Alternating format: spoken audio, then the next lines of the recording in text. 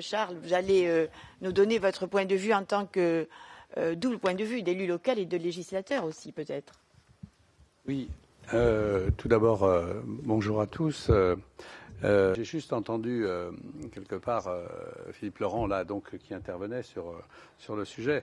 C'est vrai que en tant qu'élu, je suis obligé de dire que je partage beaucoup de ce qu'il a dit. Quoi, notre problème à l'heure actuelle. Habituel avec Charles. Ouais. Non, mais je veux dire, le problème des collectivités locales, alors qu'il est, c'est pas de trouver de l'argent chez les banquiers, c'est plutôt les banquiers qui aimeraient bien pouvoir en donner plus aux collectivités locales. Et les taux sont plus qu'intéressants. Alors, je ne sais pas quel est le discours qu'on entend ailleurs, mais nous, on peut vous le dire. Notre problème, c'est effectivement l'autofinancement et le fait que, je veux dire, le problème est notre charge d'annuité pour certaines collectivités, quelque part, pendant, je veux dire, la contribution au redressement des collectivités, enfin des finances publiques, va provoquer, je ne vais pas dire un séisme, pour certaines collectivités un séisme pendant 5 ou 6 ans. De toute façon, il faut bien se le dire. Nous, on a besoin de refaire, de se repositionner, si vous voulez. Dans des petites collectivités comme la mienne, j'ai 10 points de fiscalité, c'est un impact de 10 points de fiscalité. Bon, c'est difficile de coller ça à nos contribuables. Comment on va faire? Bon, on se débrouille comme on peut. Et donc, effectivement, l'appel à à des éléments de gestion privée, comme vous les évoquez, là, je viens de prendre votre... moi, je pense que c'est assez séduisant. Moi, j'ai travaillé sur les PPP qui s'appellent plus comme ça. Maintenant, quel est le nouveau nom?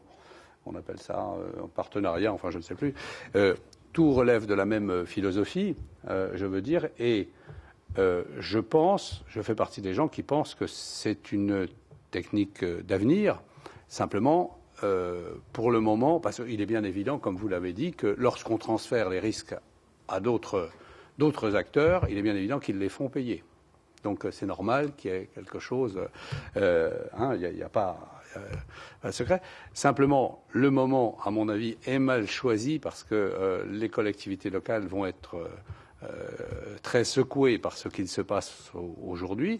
Et d'ailleurs, on ne conteste pas le fait qu'il faille que l'État ait à nous imposer une telle cure. Ce qu'on conteste, c'est le quantum et le délai. Parce que, bon, ça va tous nous poser des problèmes. En revanche, il y a un élément qu'il faut voir, c'est que si on repasse ça directement en fonctionnement, il y a un peu une sorte de débudgétisation qui se fait, au sens maastrichtien du terme, qu'on le veuille ou non. Et quelque part, il faut qu'on fasse attention. C'est-à-dire qu'on ne transforme pas de la dette en une sorte de faux fonctionnement dont on ne tiendrait pas compte de la durée qu'il pourrait avoir. Vous voyez ce que je veux dire. Parce que là, le remède serait peut-être pire que le mal. Mais ceci étant, ça ne veut pas dire qu'il ne faut pas s'intéresser à ce type de mode de gestion qui, à mon avis, sur certains secteurs de notre activité, est sans doute probablement l'avenir parce que il y a des tas d'investissements qui ne sont pas le métier des collectivités locales. Et est-ce qu'elles ont besoin de l'apprendre pour que... Elles en font déjà beaucoup, les collectivités locales, même si je ne suis pas sûr d'être devant une assemblée qui apprécie toujours pleinement ce que peuvent faire les collectivités locales. Mais je veux dire, elles n'ont pas envie d'en faire plus. Vous aimez bien les collectivités? Oui, non, mais on peut bien aimer les collectivités locales, mais je crois qu'il y a... Non, mais en ce moment, elles sont un peu... elles sont un peu sous le... Voilà. Alors, bon, donc, voilà. C'est quelques mots que je pouvais dire, mais je pense que vous avez dû tourner autour de ces éléments. Voilà.